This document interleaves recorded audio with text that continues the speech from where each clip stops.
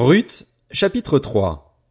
Sa belle-mère Naomi lui dit, « Ma fille, je voudrais assurer ton repos afin que tu sois heureuse. » Eh bien, Boaz, l'homme dont tu as accompagné les servantes, n'est-il pas notre parent?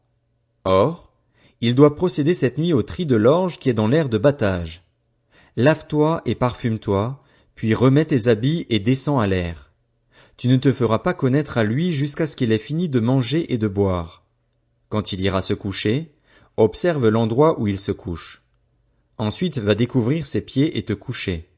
Il te dira lui-même ce que tu as à faire. Ruth lui répondit, « Je ferai tout ce que tu as dit. » Elle descendit à l'aire de battage et fit tout ce qu'avait ordonné sa belle-mère. Boaz mangea et but, et son cœur était joyeux. Il alla se coucher au bout du tas de gerbes. Ruth vint alors tout doucement, découvrit ses pieds et se coucha. Au milieu de la nuit, Boaz eut un frisson. Il se pencha et vit une femme couchée à ses pieds. Il dit, « Qui es-tu? » Elle répondit, « Je suis Ruth, ta servante.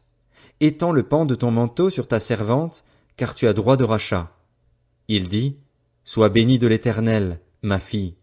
Ce dernier trait témoigne encore plus en ta faveur que le premier, car tu n'as pas recherché des jeunes gens, pauvres ou riches. Maintenant, ma fille, n'aie pas peur. Je ferai pour toi tout ce que tu diras, car tout le monde chez nous sait que tu es une femme de valeur. Il est bien vrai que j'ai droit de rachat, mais il existe un autre parent, plus proche que moi, qui a ce droit. Passe la nuit ici. Demain, s'il veut exercer envers toi son droit de rachat, c'est bien, qu'il le fasse. Mais s'il ne lui plaît pas de l'exercer envers toi, je le ferai, moi, l'Éternel est vivant. Reste couché jusqu'au matin. Elle resta couchée à ses pieds jusqu'au matin et se leva avant qu'on puisse se reconnaître l'un l'autre. Boaz dit, qu'on ne sache pas que cette femme est entrée dans l'aire de battage. Et il ajouta, donne le manteau qui est sur toi, tiens-le. Elle le tint et il compta 6 mesures d'orge qu'il chargea sur elle. Puis il entra dans la ville.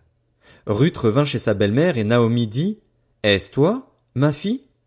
Ruth lui raconta tout ce que cet homme avait fait pour elle. Elle dit, il m'a donné ces 6 mesures d'orge en disant, tu ne retourneras pas les mains vides vers ta belle-mère. Naomi dit, ma fille, reste tranquille jusqu'à ce que tu saches comment finira l'affaire, car cet homme ne se donnera pas de repos avant de l'avoir réglé aujourd'hui. Ruth, chapitre 4. Boaz monta à la porte de la ville et s'y arrêta. Or, celui qui avait droit de rachat et dont Boaz avait parlé vint à passer. Boaz lui dit, approche-toi, assieds-toi ici, toi un tel. Il s'approcha et s'assit. Boaz prit alors 10 hommes parmi les anciens de la ville et dit, asseyez-vous ici. Ils s'assirent. Puis il dit à celui qui avait le droit de rachat, Naomi est revenue du pays de Moab, et elle vend la parcelle de terre qui appartenait à notre frère Élimélec.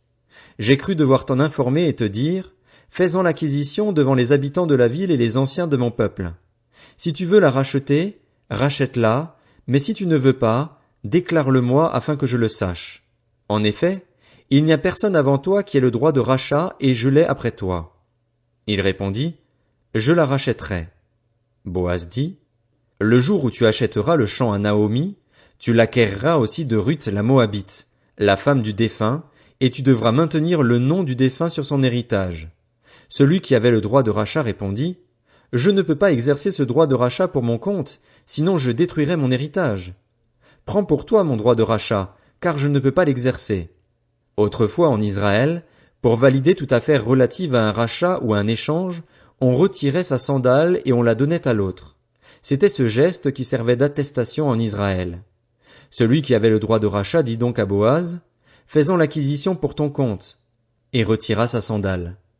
Alors Boaz dit aux anciens et à tout le peuple, vous êtes témoins aujourd'hui que j'ai acquis de la main de Naomi tout ce qui appartenait à Élimélec, à Kiljon et à Machlon, et que j'ai également acquis pour femme Ruth la Moabite, femme de Machlon, pour maintenir le nom du défunt sur son héritage afin qu'il ne disparaisse pas parmi ses frères, ni à la porte de sa ville. Vous en êtes témoins aujourd'hui. Tout le peuple qui était à la porte et les anciens dirent, nous en sommes témoins, que l'Éternel rende la femme qui entre dans ta famille semblable à Rachel et à Léa, qui ont toutes les deux donné naissance à la communauté d'Israël. Montre ta force dans Ephrata et fais-toi un nom dans Bethléem. Puisse la descendance que l'Éternel te donnait par cette jeune femme faire ressembler ta famille à celle de Péretz, que Tamar a donnée à Juda. Boaz épousa Ruth. Elle devint sa femme et il s'unit à elle. L'Éternel permit à Ruth de devenir enceinte et elle mit au monde un fils. Les femmes dirent à Naomi, « Béni soit l'Éternel qui ne t'a pas laissé manquer aujourd'hui d'une personne ayant le droit de rachat. Que son nom soit célébré en Israël. Cet enfant sera ton réconfort et le soutien de ta vieillesse, car ta belle-fille qui t'aime l'a mise au monde, elle qui vaut mieux pour toi que 7 fils. » Naomi prit l'enfant, le serra sur sa poitrine et l'éleva. Les voisines lui donnèrent un nom en disant, « Un fils est né à Naomi, » et elles l'appelèrent Obed. Ce fut le père d'Isaïe, père de David. Voici la lignée de Péretz. Péretz eut pour fils Hezron, Hezron eut Ram, Ram eut Aminadab, Aminadab eut pour fils Nachshon, Nachshon eut Salmon, Salmon eut pour fils Boaz, Boaz eut Obed, Obed eut pour fils Isaïe, et Isaïe eut David.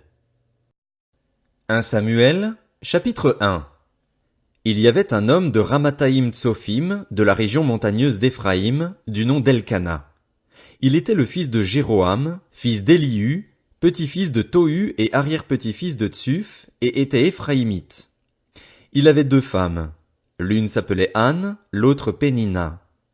Pénina avait des enfants, tandis qu'Anne n'en avait pas. Chaque année, cet homme montait de sa ville jusqu'à Silo pour adorer l'Éternel, le maître de l'univers, et lui offrir des sacrifices. Là se trouvaient les 2 fils d'Éli, Ophni et Phiné, qui étaient prêtres de l'Éternel. Le jour où Elkana offrait son sacrifice, il donnait des portions à sa femme Pénina et à tous les fils et à toutes les filles qu'il avait d'elle. Mais à Anne, il donnait une portion double, car il l'aimait, même si l'Éternel l'avait rendue stérile. Sa rivale la provoquait pour la pousser à s'irriter de ce que l'Éternel l'avait rendue stérile. Et toutes les années, il en allait de même. Chaque fois qu'Anne montait à la maison de l'Éternel, Pénina la provoquait de la même manière. Alors elle pleurait et ne mangeait pas. Son mari Elkana lui disait, « Anne, pourquoi pleures-tu et ne manges-tu pas? Pourquoi ton cœur est-il attristé? Est-ce que je ne vaux pas pour toi mieux que 10 fils? » Anne se leva, après que l'on eut mangé et bu à Silo. Le prêtre Éli était assis sur son siège, près de la porte du temple de l'Éternel. L'amertume dans l'âme, elle pria l'Éternel et pleura abondamment. Elle fit le vœu suivant. Éternel, Maître de l'univers, si tu consens à regarder la détresse de ta servante, si tu te souviens de moi, si tu n'oublies pas ta servante et lui donnes un fils, je le consacrerai à l'Éternel pour toute la durée de sa vie, et le rasoir ne passera pas sur sa tête. Comme elle restait longtemps en prière devant l'Éternel, Élie observa sa bouche. Anne parlait dans son cœur et ne faisait que remuer les lèvres, on n'entendait pas sa voix. Élie pensa qu'elle était ivre, et il lui dit, « Jusqu'à quand seras-tu ivre? Va cuver ton vin. » Anne répondit, « Ce n'est pas cela, mon Seigneur. Je suis une femme à l'esprit abattu. Je n'ai bu ni vin ni boisson enivrante, mais j'épanchais mon cœur devant l'Éternel. Ne prends pas ta servante pour une femme légère, car c'est le trop-plein de ma douleur et de mon chagrin qui m'a fait parler jusqu'à présent. » Élie reprit la parole et dit, « Pars en paix et que le Dieu d'Israël exauce la prière que tu lui as adressée. » Elle répondit, « Que ta servante trouve grâce à tes yeux. » Cette femme s'en alla. Elle se remit à manger et son visage ne fut plus le même. Ils se levèrent de bon matin et, après avoir adoré l'Éternel, ils partirent et retournèrent chez eux à Rama. Elkana eut des relations conjugales avec Anne, sa femme, et l'Éternel se souvint d'elle. Dans le cours de l'année, Anne devint enceinte et elle mit au monde un fils qu'elle appela Samuel, car, dit-elle, je l'ai demandé à l'Éternel. Son mari Elkana monta ensuite avec toute sa famille offrir à l'Éternel le sacrifice annuel et accomplir son vœu. Mais Anne ne monta pas à Silo.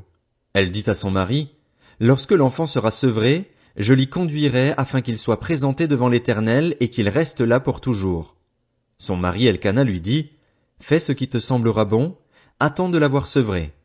Seulement, que l'Éternel accomplisse sa parole. » La femme resta donc là et elle allaita son fils jusqu'au moment de son sevrage.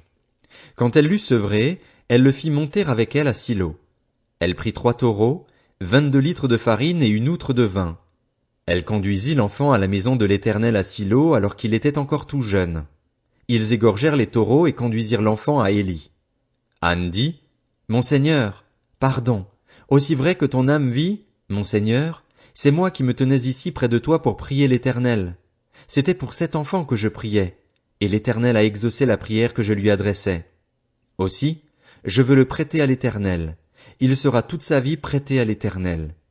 Et ils se prosternèrent là devant l'Éternel.